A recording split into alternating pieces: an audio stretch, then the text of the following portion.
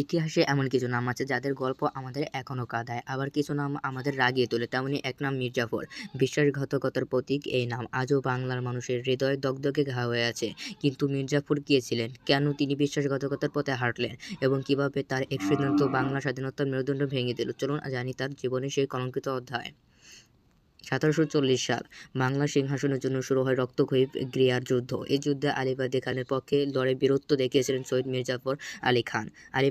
আলিবর্দী খানের বিশ্বাস অর্জন করে তিনি পেয়ে যান নবাবের সেনাপতি বা মীর বকশির পদ। সেখান থেকেই শুরু হয় তার উত্থান।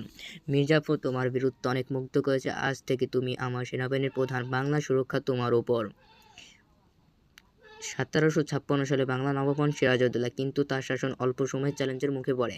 নবাবের রাজসভায় কিছু বিশ্বাসঘাতক তার বিরুদ্ধে ষড়যন্ত্র করতে শুরু করে। এই ষড়যন্ত্রের মূল চরিত্র ছিলেন তার খালা ঘসিটি বেগম এবং প্রধান সেনাপতি মির্জাফর সিরাজ, যদি সিংহাসনে থাকে আমাদের কোনো ভবিষ্যৎ নেই, তাকে সরিয়ে দিতে হবে। তুমি আমার সঙ্গে আছো তো? আপনার ইচ্ছায় আমাদের আদেশ, সিরাজের দিন শেষ। 1757 সালে 23শে জুন নদিয়ার পলাশীর ময়দানে শুরু হয় সেই ঐতিহাসিক যুদ্ধ। সিরাজউদ্দৌলার সেনাবাহিনী ছিল শক্তিশালী, কিন্তু মির্জাফর এবং তার বাহিনী ইংরেজদের সঙ্গে চুক্তি করায় যুদ্ধে কোনো ভূমিকা রাখেনি।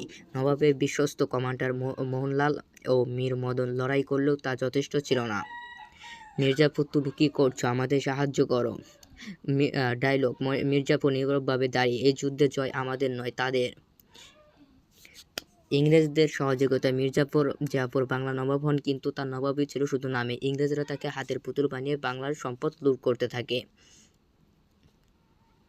1760 সালে ইংরেজরা মির্জাফরকে ক্ষমতাচ্যুত করে তার জামাতা মীর কাসিমকে নবাব বানায়, কিন্তু মীর কাসিমও ইংরেজদের সঙ্গে সংঘাতে জড়িয়ে পড়েন।